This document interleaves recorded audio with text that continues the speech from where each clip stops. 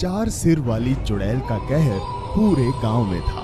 एक दिन चुड़ैल अपनी बाकी दो बहनों के साथ शिकार पर निकली, लेकिन अचानक चुड़ैल की बहन उड़ते उड़ते बेहोश हो गई और जमीन पर आ गिरी। अरे ये क्या हुआ? मेरी बहन को अचानक बेहोश कैसे हो गई? लगता है ये कमजोर होती जा रही है।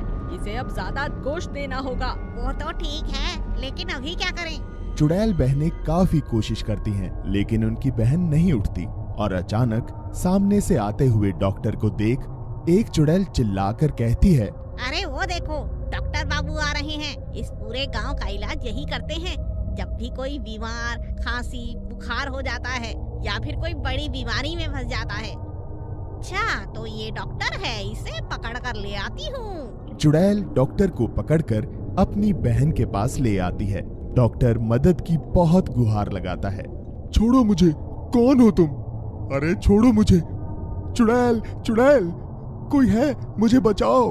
जल्दी से मेरी बहन का इलाज करो। इसे पहले जैसा ठीक कर दो, नहीं तो मैं तुम्हारी जान ले लूंगी। डॉक्टर चुड़ैल का इलाज करता है। कुछ ही देर में बेहोश चुड़ैल को होश आ जाता है और वो खड़ी हो जाती है। डॉक्टर जान बचाकर भागने लगता है। ऐसे कैसे जाने दूं? तुमने अभी तो कहा ना, इसका पेट बिल्कुल खाली है। तो चलो, आज हम तुम्हें खाकर ही अपनी भूख मिटाते हैं।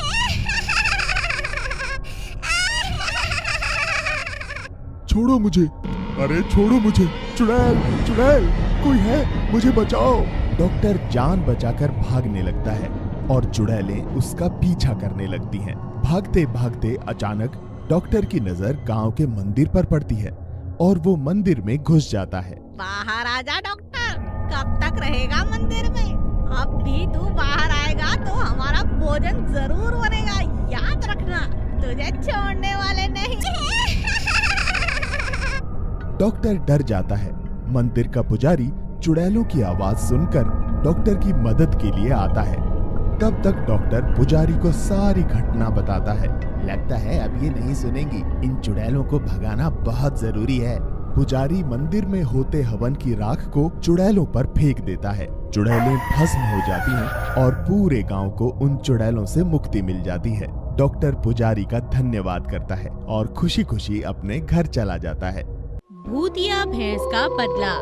सखाराम के पास एक काले रंग की भैंस थी, जिसका दूध वो घर घर जाकर बेचता था। एक दिन सखाराम ने अपने दोस्त पुष्कर को देखा, जो एक नई भैंस खरीद कर लाया था। सखाराम ने पूछा, ये तो नई भैंसिया लगती है। कमाल है रे पुष्कर, हमारा तो घर चलाना भी मुश्किल होता जा रहा है और तू नई भैंस ले आया, वो कैसे? मुझे भी तो बता। अरे भाई, बड़ी सीधी सी बात है। तुम अपनी भैंस का दूध आधा उसके बछड़े को पिला देते हो तो तुम्हें क्या बचेगा? वो देखो, मेरी भैंस का बछड़ा, उसे मैं इतना दूध पीने ही नहीं देता, बल्कि उसे उसकी माँ तक जाने ही नहीं देता। और हाँ, ये देखो, मैं शहर से दवाई भी लाया हूँ। इसे अगर चारे में डालकर भैंस को दोगे तो 4 गुना दूध देगी, और वो भी बिना परेशान किए।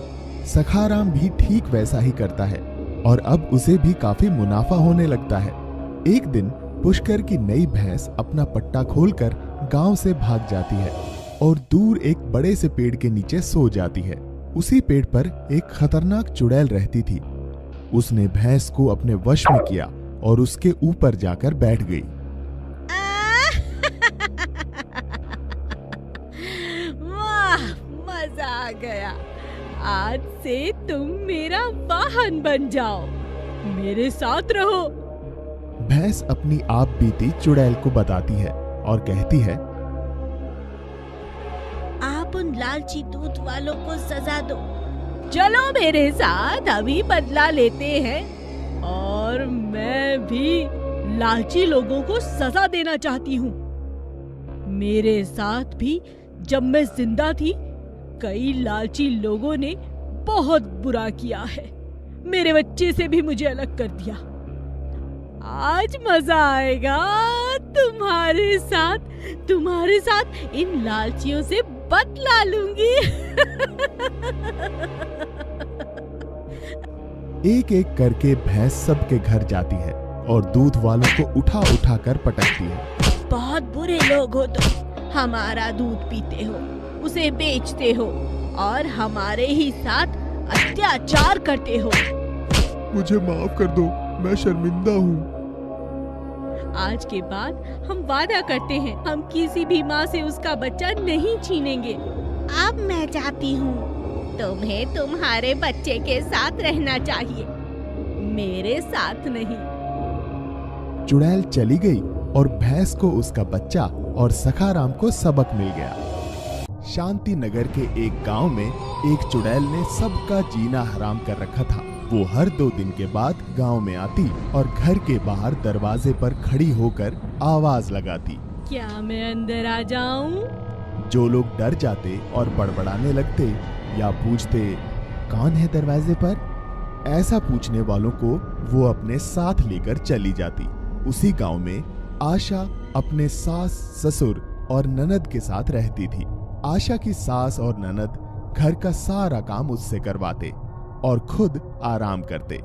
अरे ओ आशा, कहाँ मर गई? सारा दिन कपड़े ही धोती रहेगी या खाना भी पकाएगी? बस माँ जी, अभी आई। माँ पता है, कल ज्योति के चाचा ने दरवाजा खोल दिया तो चुड़ैल उन्हें भी अपने साथ ले गई। क्या कहा? चुड़ैल? हे भगवान! देख बेटी, तू अपना ख्याल रखना और गलती से भी दरवाजा मत खोलना।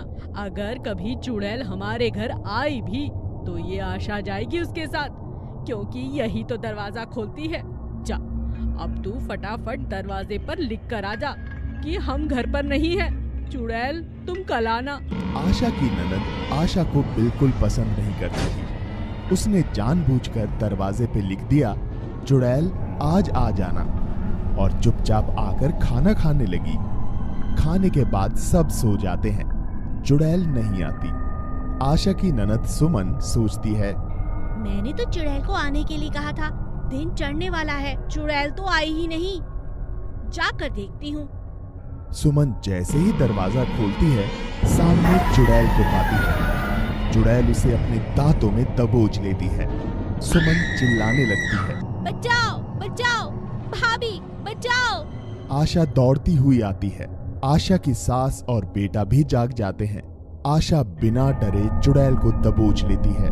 छोड़ो, छोड़ो सुमन को, छोड़ो। आशा बहुत समझदार थी। वो जानती थी कि केवल अंधेरा होने तक ही चुड़ैल किसी को अपने बस में रख सकती है, और सूरज की पहली किरण पड़ते ही उसकी शक्तियां कमजोर पड़ जाती हैं। इसलिए उसने चुड़ैल को दबोच कर रखा और कुछ ही देर में दिन निकल आया। तब चुड़ैल चिल्लाने लगी और सुमन को छोड़कर वहां से भाग गई। ये क्या था? तुम ठीक तो हो? मुझे माफ कर दो भाभी, मैं इन सब की जिम्मेदार हूँ। मैं आपको गलत समझती थी, मुझे माफ कर दो। सुमन सारी बात घर वालों को बताती है। सभी आशा को खूब प्यार और सम्मान देते हैं और हर रात दरवाजे पर लिखकर सो जाते हैं, चुड़ैल आज हम घर पर नहीं, कल आना। खाना चुराने वाली चुड़ैल। भोरगढ़ के लोग पिछले 1 साल से एक अजीब सी समस्या से जूझ रहे थे। कोई उनका खाना चुरा रहा था। गांव वालों को मालूम नहीं था कि असल में वो एक चुड़ैल थी जो उनका खाना उठाकर ले जाती थी। पुलिस को जब इन चोरियों की खबर हुई तो उन्होंने इंस्पेक्टर जीत सिंह को उस गांव में भेजा। आप सब लोग एक एक करके बताइए कि ये सब कैसे और कब शुरू हुआ। अरे साहब, होना क्या है, मैं एक दिन जब दोपहर को खाना खाने घर आया तो देखा कि रसोई से खाना हवा में उड़ता हुआ गायब हो रहा है। क्या आप में से किसी ने खाना उठाने वाले को नहीं देखा? अरे सब देखा होता तो आपको क्यों बुलाते?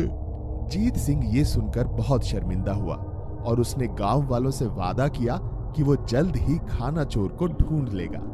अगले दिन जीत सिंह गांव के बाहरी चबूतरे पर खाना खाने बैठा। तभी अचानक उसका डब्बा हवा में उड़ने लगा। जीत सिंह ये देखकर हैरान और परेशान हो गया। अरे ये खाने का डिब्बा अपने आप हवा में कैसे उड़ सकता है? और जीत सिंह ने डिब्बे की तरफ देखकर कहा, कौन हो तुम? डिब्बा नीचे फेंक दो वरना मैं गोली मार दूंगा। जीत सिंह के ऐसा कहते ही खाने का डब्बा पहाड़ी की तरफ उड़ चला। जीत सिंह भी उसके पीछे पीछे दौड़ने लगा।